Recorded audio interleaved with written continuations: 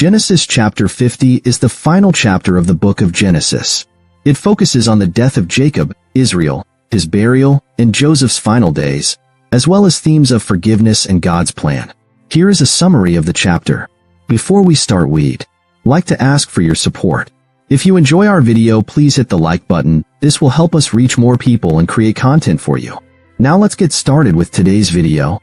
Genesis 50, Jacob's death, Joseph's forgiveness, and his final days. Genesis chapter 50 serves as the closing chapter of the book of Genesis, completing a narrative that began with the creation and the fall, continued through the stories of the patriarchs, and ended with Jacob's descendants in Egypt.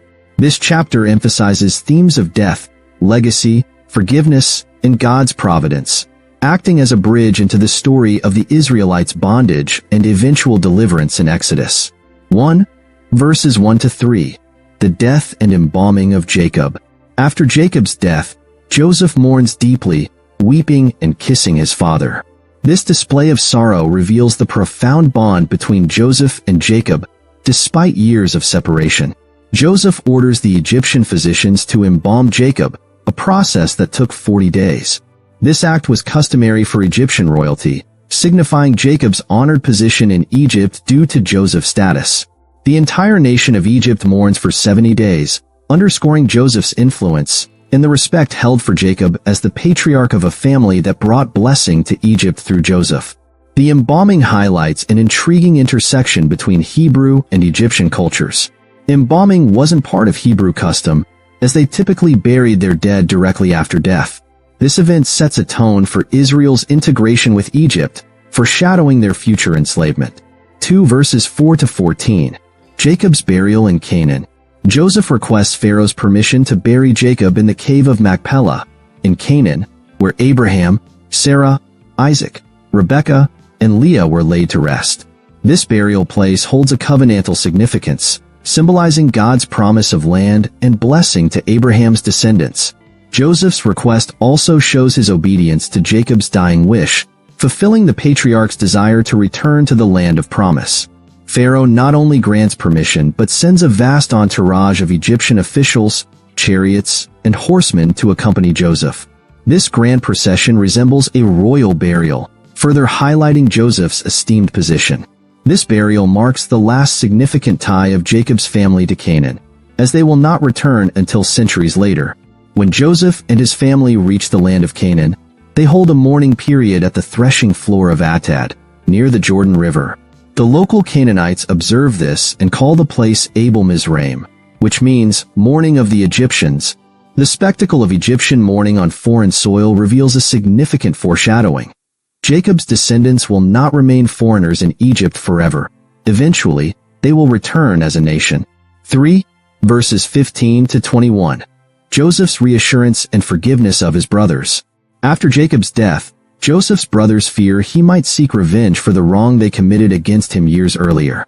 They send a message to Joseph, claiming that their father's dying wish was for Joseph to forgive them. Though there is no prior record of Jacob giving this message, the brothers' concern reflects their lingering guilt and anxiety. When they come before Joseph, they throw themselves at his feet, willing to be his slaves. This posture mirrors their original act of betrayal, where they sold Joseph into slavery out of jealousy. However, Joseph responds with deep compassion and a profound theological statement. "You intended to harm me, but God intended it for good to accomplish what is now being done, the saving of many lives."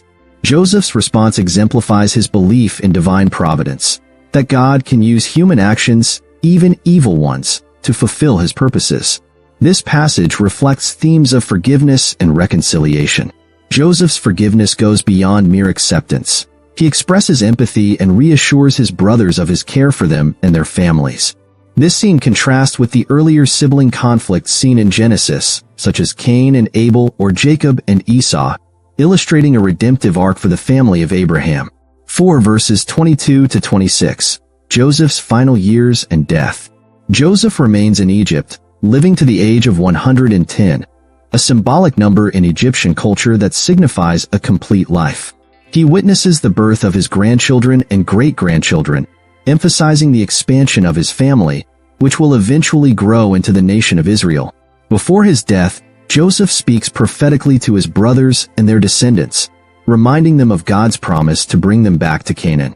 Joseph's words indicate his firm belief that God's covenant will be fulfilled, and he makes the Israelites swear to carry his bones with them when they leave Egypt. This act of faith points forward to the eventual Exodus and underlines Joseph's loyalty to the promise of the land given to Abraham. The chapter ends with Joseph's death, embalming, and placement in a coffin in Egypt, which symbolizes a period of waiting.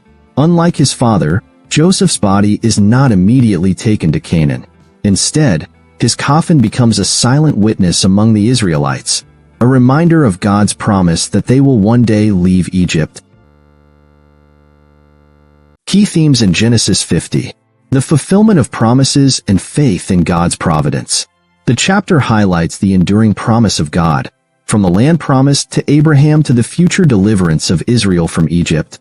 Both Jacob and Joseph demonstrate faith in this promise, evident in Jacob's burial wish and Joseph's request for his bones to be returned to Canaan. Joseph's life exemplifies a belief in God's providence, showing how God can redeem human wrongdoing to bring about his purposes. Forgiveness and reconciliation. Joseph's forgiveness of his brothers is one of the Bible's most powerful demonstrations of grace. Despite the betrayal, Joseph refrains from revenge and instead assures his brothers of God's redemptive purpose. His words, "God intended it for good," reveal a profound trust in God's ability to use all circumstances for a greater good. This forgiveness breaks the cycle of family conflict, restoring peace and unity among the sons of Jacob. Death as transition and fulfillment. Death is central in Genesis 50. Jacob's and Joseph's deaths serve as transitions in the story of Israel, linking the lives of the patriarchs with the future of the nation. Their deaths also reflect fulfillment in faith. Jacob's return to Canaan and Joseph's conviction that God will ultimately lead Israel back to their promised land. God's sovereignty amid human actions. Joseph's statement about God's intentions in the midst of his brother's actions, selling him into slavery, highlights the Bible's portrayal of God's sovereignty. God's control over history doesn't negate human actions, but integrates them into a divine plan. This aspect of Genesis 50 encourages a perspective that sees beyond immediate circumstances, trusting that God can bring good even from evil intentions. Legacy and remembrance. The embalming and burial processes reflect how Joseph and his family are shaped by their Egyptian surroundings. Joseph's influence allows his family to leave a legacy in Egypt, yet they remain tethered to their identity as God's chosen people. The promise of Joseph's bones returning to Canaan encapsulates the enduring connection to the land of promise and God's covenant with Abraham. Theological implications of Genesis 50. Genesis 50 presents a rich theological perspective on forgiveness, faith, and God's redemptive power. Joseph's faith that God turned his suffering into a means to save others is a testimony to God's involvement in human affairs.